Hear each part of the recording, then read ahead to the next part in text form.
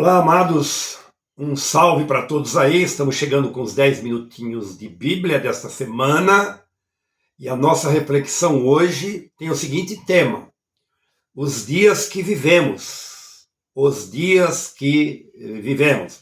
Exatamente isso.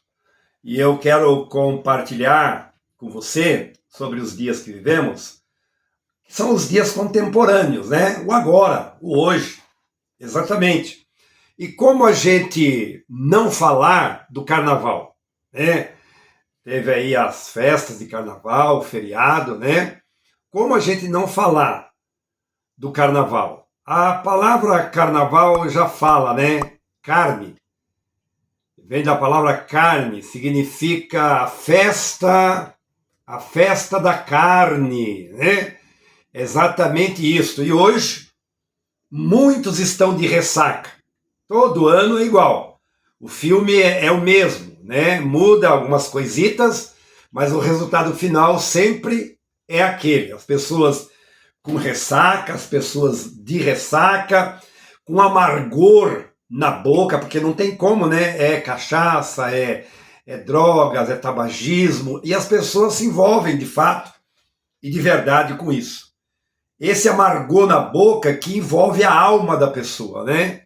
Isso que é o pior, envolve a alma. E se falar espiritualmente, porque nós temos um corpo, uma alma e um espírito, o corpo fica totalmente arrebentado, né? As pessoas dormem na quarta-feira, o dia inteiro na quinta, fica aí por alguns dias com as pernas bamba, e aí vai, né? As pessoas ficam mortinha de cansaço físico. Espiritualmente, dilaceradas. As pessoas ficam dilaceradas. Por quê? Por quê? Por causa do tabagismo, por causa do alcoolismo, né? Por causa das drogas, né? Por causa da prostituição, por causa do adultério, por causa da pornografia, que é tudo que gera dor, consequência, medo, ansiedade, e depois vai chegando outras coisitas e tal, como depressão e tudo mais. É a realidade dos dias que nós vivemos. Estes caminhos, estas escolhas, estas práticas, estas atitudes são caminhos que levam à morte, gerado pelo pecado. O pecado que gera a morte, como diz a Bíblia e a Escritura Sagrada. Eu estou aqui para falar de Bíblia, 10 minutos de Bíblia, e falar da realidade dos nossos dias. E como não falar do carnaval, que é algo tão recente, tão contemporâneo para mim e para você. Agora, apesar de a gente ver essa camada da sociedade, que tem essas escolhas e atitudes todos os anos, quando muda o calendário, é claro que não é só na festa do carnaval que essas coisas acontecem, a gente sabe disso, em muitos outros segmentos e momentos e envolvimentos, mas especificamente sobre os dias que vemos, hoje, agora, esse assunto que está em pauta.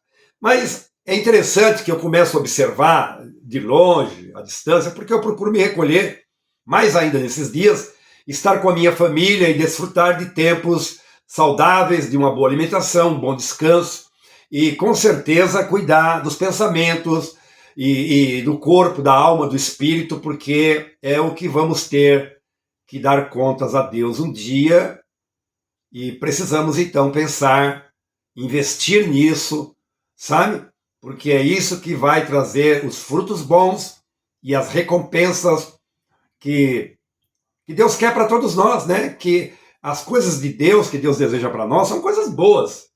Deus não deseja um fim ruim e mal para as pessoas. Deus deseja, e Ele sonha, e Ele idealizou, e Ele construiu na sua criação isso para todas as pessoas.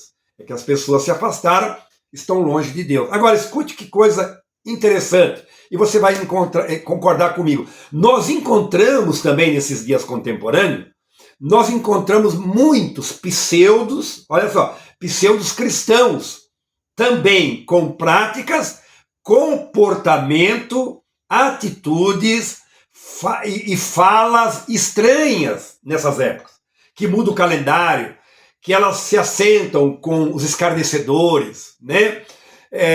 A gente vê muitos cristãos com práticas estranhas, no mínimo estranha, práticas que não condiz com a palavra, práticas que não condiz com princípios e valores da palavra de Deus. E as pessoas estão achando que está tudo bem, que está tudo normal, mas é triste tudo isso.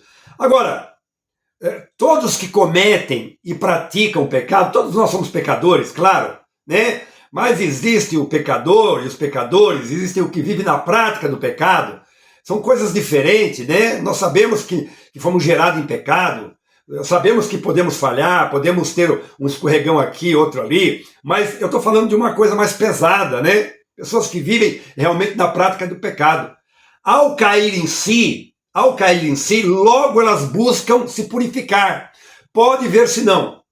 Todo ano no carnaval, depois que passa a bagunça toda, o escárnio, as pessoas ficam boazinhas, elas ficam quietinhas, buchinhas, santinhas, e aí elas começam a buscar a purificação dos seus pecados, das suas mazelas, das suas fraquezas, das suas entregas, das suas escolhas. É fato, é real. Como os pseudos cristãos também. Eles vivem momentos estranhos na vida, mas quando chegam na igreja, parecem os mais santos que tem dentro da igreja. É isso mesmo que eu estou falando com conhecimento próprio. Queridos e queridas, é importante a gente pensar como estamos vivendo, sobre os dias que vivemos, no calendário, nos feriados, as coisas que as pessoas praticam, e precisamos nos afastar da roda dos escarnecedores, como diz o salmista lá, né? Como diz a santa e bendita e poderosa palavra de Deus. Então, as pessoas, eu quero usar um exemplo aqui, meio chulo, mas é real. Todas as pessoas que se envolvem com sujeira do pecado, como por exemplo um adultério, uma prostituição, quando a pessoa termina aquele ato, ela sente nojo, porque não tem como ser diferente. Ela pode ter tido prazer, mas ela sente nojo, principalmente da traição. Aí que a ficha cai, ela vai ver a besteira que ela fez. A primeira coisa que a pessoa faz é correr para dentro do banheiro, tomar um banho. E passa sabonete, esfrega e enxágua. Então, tá achando que está se purificando, se limpando. Claro que a casca, a pessoa até limpa a casca, né? O corpo. Mas não adianta, a alma e o espírito não tem como purificar, não tem como limpar, se não for de uma única maneira, de uma forma correta, né? Que vai exigir entrega, renúncia e disciplina, e busca e humildade. Senão não tem como. E a Bíblia, a palavra de Deus, ela fala sobre isso, né? Mas antes disso, eu quero usar aqui um outro bom exemplo. Quem faz limpeza numa casa, limpeza pesada, sabe como é difícil tirar manchas escuras, não é? De um piso que não foi bem cuidado, de um piso que não teve manutenção, né? De um piso que ficou meio largado, de uma roupa também muito usada, velha. Como é difícil tirar mancha de um piso assim, de uma roupa assim. A pessoa tem que se ajoelhar, esfregar, e usa produtos e mais produtos com a tecnologia que temos hoje, e ainda assim a manchinha está sempre ali. A mancha fica sempre naquele lugar. É incrível, mas é um fato, é uma realidade, é um exemplo que eu quero usar, porque a Bíblia, a palavra de Deus, a Bíblia Sagrada, ela diz algo parecido sobre o esforço, ou os esforços, para lidar, para limpar nossos pecados. As pessoas vão querer se purificar, vão buscar purificação. Elas até vão num ritual, num rito religioso, que a gente já conhece, todo mundo conhece, e elas pegam aquele ritual religioso e acham que está se purificando. Na consciência dela, ela se dá como que eu estou bem e põe na cabeça que está bem, mas é como lavar aquele chão sujo, encardido, aquela roupa que não sai, a mancha continua sempre ali, e isso é um fato. E as pessoas acham que com esforço elas podem lidar com essa situação, limpar os seus pecados, pecados que geram a morte, em tempos de desobediência. E o povo está envolvido, o povo se envolve, o povo se suja e se afunda cada vez mais no pecado. Olha o que a Bíblia diz, olha o que a palavra de Deus diz para a gente encerrar. Isaías 64:5 diz assim, ó, Isaías escreveu: o povo saiu com alegria e prática de justiça, alegria e prática de justiça, querendo se purificar, é claro. Aí ele diz assim, lembrando a ira de Deus, lembrando que Deus se ira, não se contenta com esse tipo de prática, e o povo então sai cantando com alegria, com atitudes de justiça, lembrando-se da ira, do mover da mão poderosa de Deus, por conta das impurezas, está escrito, dos pecados cometidos, eles sentiam-se como trapo imundo. É assim que as pessoas se sentem. Tudo que eu falei até agora, a palavra de Deus está confirmando e afirmando. No mesmo texto, Isaías diz assim, ele diz assim para o povo: a prática da justiça com alegria não salvará do fogo eterno. Quer dizer, Isaías sabia, e ele diz ao povo, ele é um líder: olha, não adianta essa alegria, não adianta essa busca de justiça própria, não adianta pensar que Deus fica irado, fica bravo, mas se não tomar a atitude certa, essas atitudes não vai livrar a alma do inferno, não vai salvar. Aí a palavra de Deus continua, né?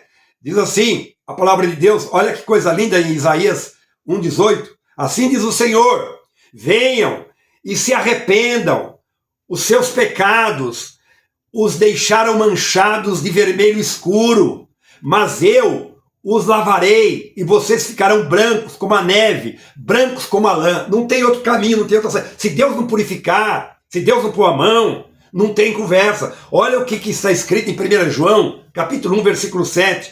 Diz assim: se confessarmos os nossos pecados e andarmos na luz, como Ele na luz está, e mantermos comunhão com Deus e uns com os outros, vida transparente uns com os outros, vivendo o amor, a prática do amor, Deus nos perdoará, diz a Escritura, e o sangue de Jesus Cristo nos purificará, nos limpará de todo o pecado. Escute isso, pense nisso, é o sangue de Cristo, é validar a obra de Jesus que traz purificação de pecado, confessar.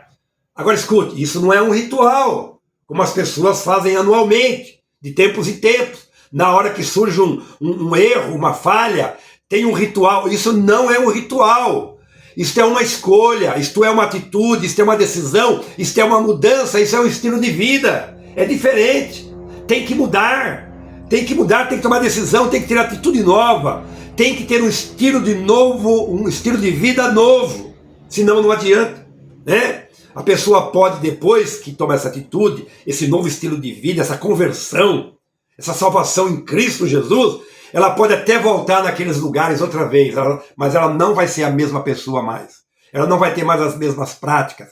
Esses pseudos cristãos, quando tem uma experiência de fato com o Senhor Jesus, de ser lavado no sangue de Jesus, não vai manchar de novo o sangue de Jesus, nem o nome de Jesus, porque ela já foi lavada, já foi limpa, ela não vai ser um porco, que você banha ele e ele volta para o chiqueiro. Que Deus tenha misericórdia de nós. Pai querido, eu oro por esta nação, eu oro pelo povo brasileiro, eu oro por todos os povos, para que a salvação encontre lugar nesses corações fechados, empedernidos, que vivem num pecado contumaz, meu Pai. Que essas pessoas se arrependam, se quebrantem, se arrependam, mudem de vida, tenham novas práticas, atitudes, um novo estilo de vida, escolhas que agradem ao Senhor, à família e uns aos outros. Em nome de Jesus, que a salvação chegue poderosamente na vida dessas pessoas, em o nome de Jesus Cristo e para a tua glória.